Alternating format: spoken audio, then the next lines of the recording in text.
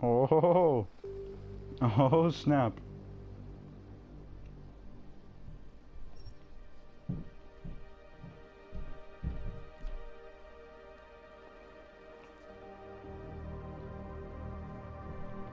Are you kidding me?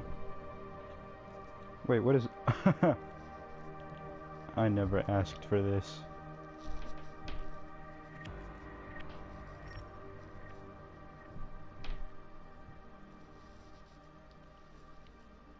What? Human revolution? Standard and breach? What? Okay. Human revolution. 2027. Oh. Advances in biotechnology were helping people improve their physical and mental abilities to an amazing degree. Provided, of course, they had enough money. A new breed of people was emerging. Yes. Half machine. Yes. And in Detroit, at least, not everyone was happy to see it. I'd just landed a job as head of security at SHAREf Industries, a cutting-edge biotech firm. David SHAREf himself handpicked me for the job. Said he needed me to keep his people safe. I remember. My ex, Megan Reed, was one of them. Brilliant neuroscientist, Megan had found a way to make augmentation safe and affordable for everyone. All she had to do was present her research to Congress. But the night before her big meeting, my security measures failed. Oh. A team of Black Op mercenaries stormed into SHAREf headquarters, massacring everyone in sight. 3 of the mercs were heavily augmented walking tanks. Their mission? Take out Megan and her team. Tried to stop them. Their leader tossed me through a plate glass wall. Last thing I heard as his bullets slammed into my brain was Megan's dying scream. Oh no. I should have died with her. Only I didn't. High-end military-grade enhancements saved my life. The best augmentation SHAREf's money could buy. Took me half a year to get a feel for it. Should have taken longer. But 6 months into my recovery, SHAREf Industries was attacked again. Oh. This time, by a radical group of pro-human purists. Violent, militant, and fanatically opposed to human augmentation. They claimed to be members of Humanity Front, a non-profit organization that wanted the UN to limit biotechnology research. The thugs broke into SHAREf's factory and found machinists working overtime on a top-secret military augment called the Typhoon. SHAREf sent me to retrieve it. I remember. When I did, I found one of the so-called purists next to it, wired with cerebral implants. And then he trying died. to download its classified specs. Obviously, something more was going on. The Aug killed himself before I could question him. SHAREf ordered me to dig deeper, so with the help of Frank Pritchard, SHAREf's head of cybersecurity, I did. Turns out a second hacker had been controlling the Aug's actions from somewhere off-site. Pritchard and I tracked his signal to a secret FEMA internment camp in Detroit. The Black Op mercenaries were there. The same mercs who'd left me for dead 6 months before. Figured they'd try again when they saw me. Wasn't so easy for them this time. I took out the tank named Barrett. Yeah. To give me a new lead. That was hard. Apartment in China. Of course, we both knew it would be a trap in the end.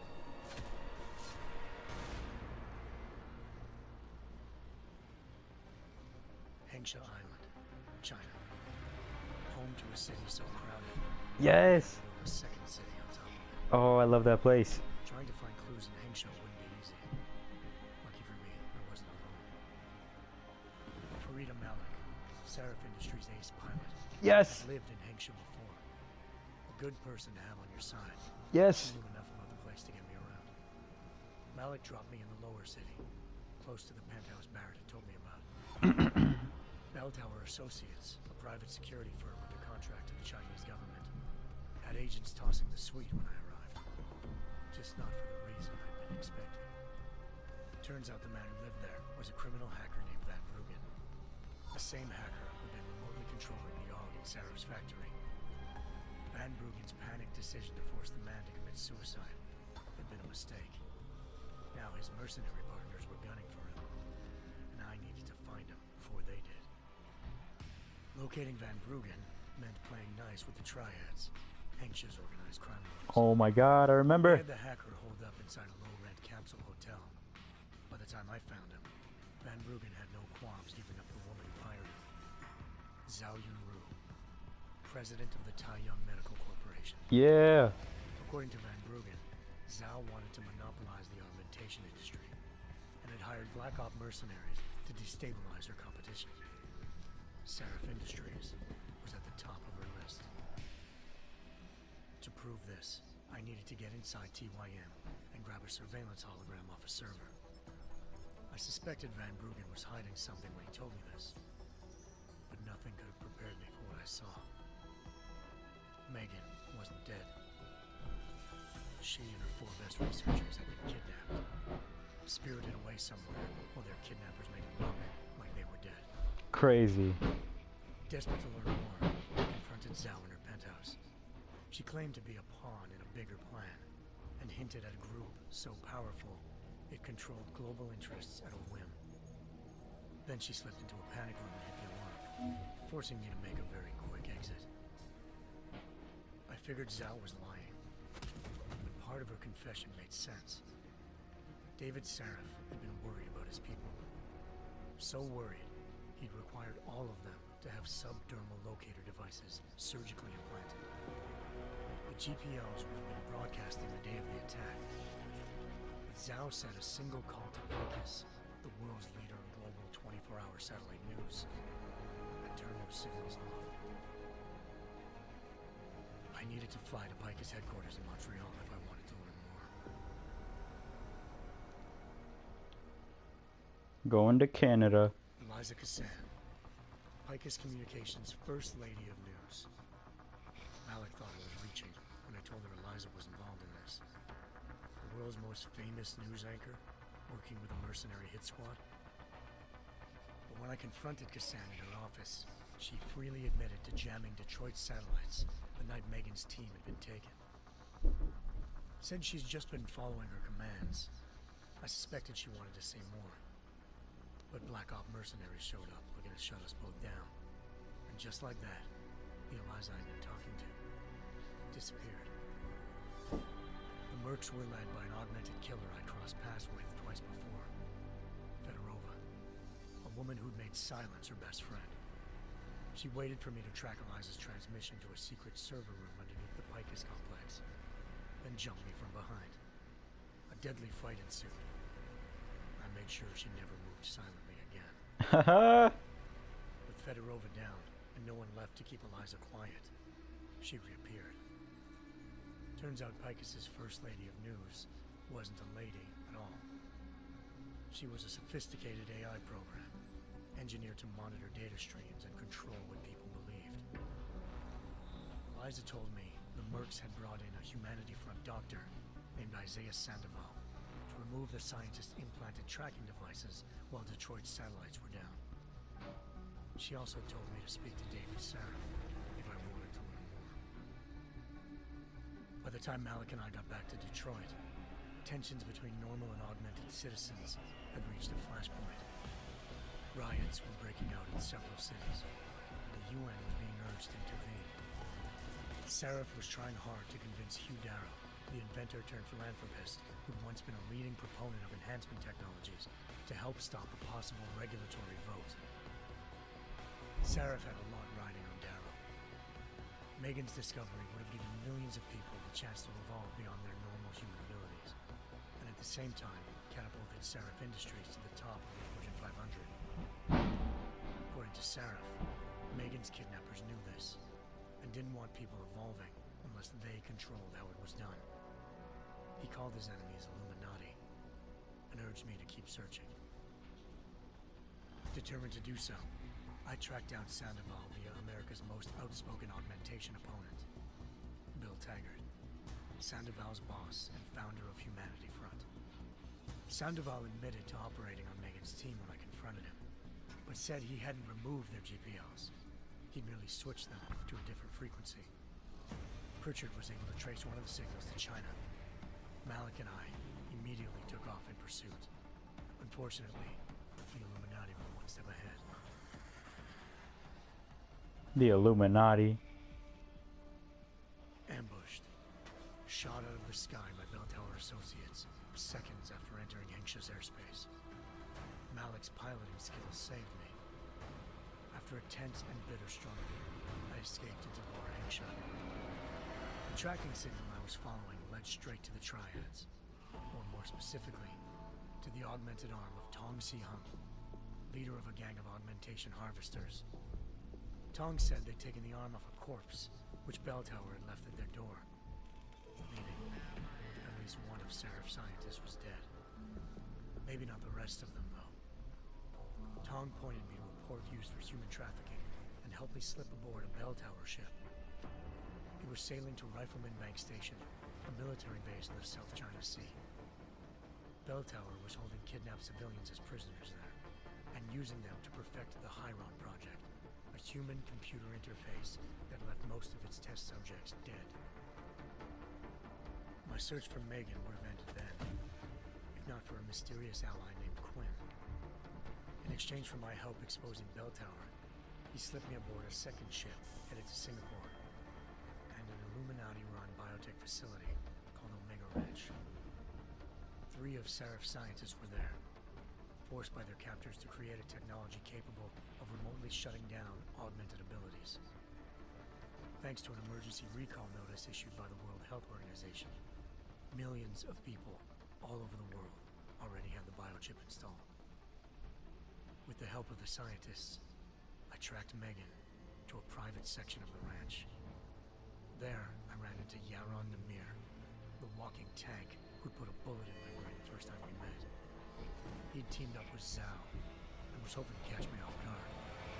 But their little ambush didn't work. Yeah. Megan in a suite belonging to Hugh Darrow, the billionaire philanthropist who SHAREf had called on for help. Darrow had convinced her to go along with the biochip plan by promising to sabotage the tech. As she was explaining this, Darrow appeared in a global broadcast, telling the world that augmentations would be the death of mankind. Then he activated the biochips to prove his point. All over the world, augmented people flew into a killing frenzy. Darrow had betrayed everyone, and it was up to me to set things right. To do it, I had to reach Panchaea, a massive installation in the Arctic Ocean. As I raced through corridors built by an all-augmented workforce, I saw death and destruction firsthand. By the time I shut down Darrow's broadcast, I knew the damage he'd done. Still, humanity's future remained unclear. How would the world react to this sabotage? Would people ever regain their faith in augmentations again? What would be the Illuminati's next move? Only time could give us the answers. Oh, the Illuminati.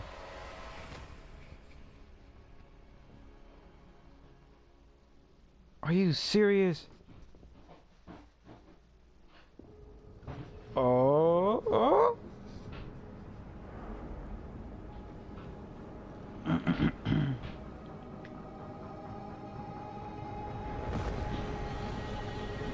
Oh. I once thought I could save the world. Now look at it. Is that Dubai? In yet another augmented terror attack, 251 passengers aboard Sister Airlines Flight 451 were killed when an augmented passenger broke into the plane's cockpit and ruthlessly butchered its flight crew.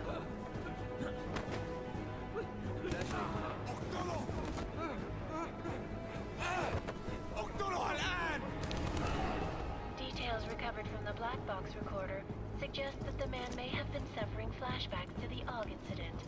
That horrible day 2 years ago when augmented people all over the world flew into a psychotic killing spree, causing the greatest loss of life in recent history. What is this? Sometimes, you just have to let go No. and embrace what you've become. No way. Not gonna go all wonky on us now, Hansa, are ya? Well, if I do, McCready, I Oh. guarantee you'll never see it coming.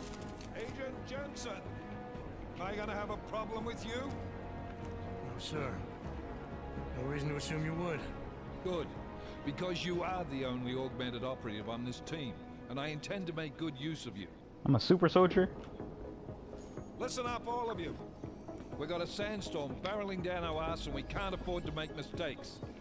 We're going after this man, an arms dealer named Shepard. He's ex-Bell Tower, one of the Special Forces commanders who disappeared during the incident. And he's come out of hiding. That cannot be good. It's not. He's selling weapons and military-grade augments to terrorists. This is Iran Singh, Terrorist. the undercover agent who lured Shepard out of his hole. Best you see Interpol's got. For 3 years he's worked hard to get in tight with the Jinn, an Iraqi smuggling cartel that's infected the Eastern Hemisphere like a plague. Last week, our arms dealer sent a message to the Jinn, offering to sell them a shitload of black market merchandise dirt cheap. They told Singh to handle the buy. They're not gonna like it when Interpol disrupts that party. Singh's cover really that good? It is right now. We need to keep it that way. This is where the deal's going down. A half-finished high-rise hotel that's been abandoned ever since the incident. It's not a pretty picture inside. Let me guess. Most of the laborers were augmented with heavy-duty industrial rigs. So when the incident hit, and they all went schizo, things got gruesome real fast. And no one, except for some homeless junkies, have been inside the place ever since. So what's the plan, Director? Singh's meeting Shepard on the ground floor, inside the hotel's main atrium.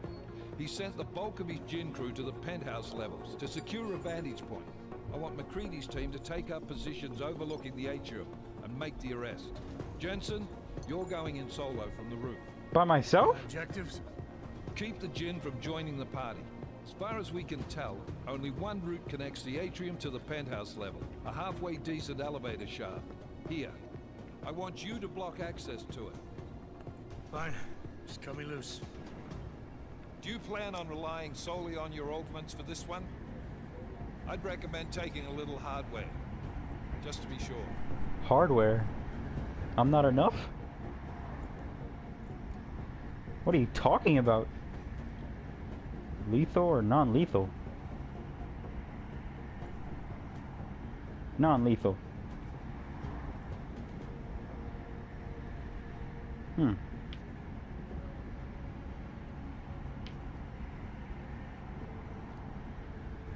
Oh, come on. What kind of game would this be?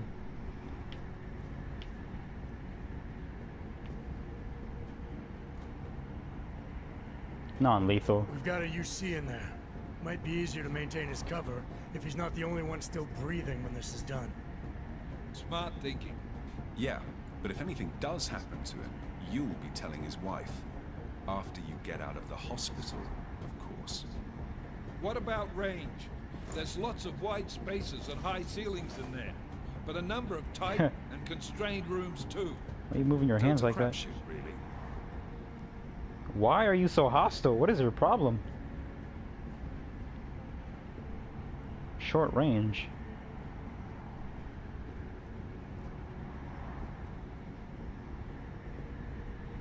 I don't know. Tranquilizer? Well, I'm not looking to play dice with anyone in there. Give me something with distance. Your call. Less chance of being seen and compromising Singh that way. One last thing, Jensen. Singh said the Jinn are using some sort of portable Wi-Fi device to boost communications. He's got a better chance of maintaining cover if you disable it. You don't have to move your Keep an eye out hands. for it. But aren't we on the clock here? You said there's a sandstorm moving in. There is, and we got the intel on this mission at the very last minute. So we're scrambling a little. If it comes to it, your #1 priority is keeping the Jinn out of that atrium. Copy that. Time to put away your heavy thoughts, gentlemen. We're approaching the target building. You're up first, Jensen. Let's do this. Okay. Dang, I don't really want to go stealth. This is Knife Leader. Engage Hush drives and descend to Angels 1-5.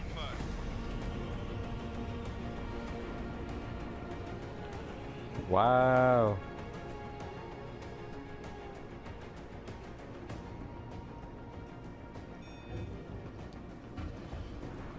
It's go time. Uh-oh. Solo mission.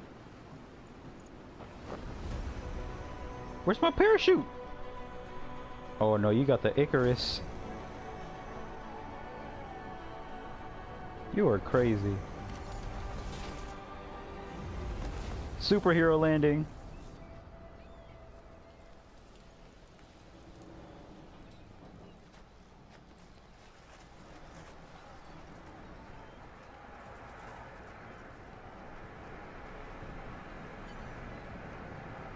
Whoa! Oh, this looks sick. Team leader, this is Jensen. I'm on the roof. Solid copy. Move into the building. The access route you need to block is at the far end of the penthouses. And keep in mind, the direct route might not be the easiest one. Roger that. McCready will advise once his team is on the ground. Miller out. Wow, that was a long intro. Oh, this looks beautiful. Oh, those look really crappy.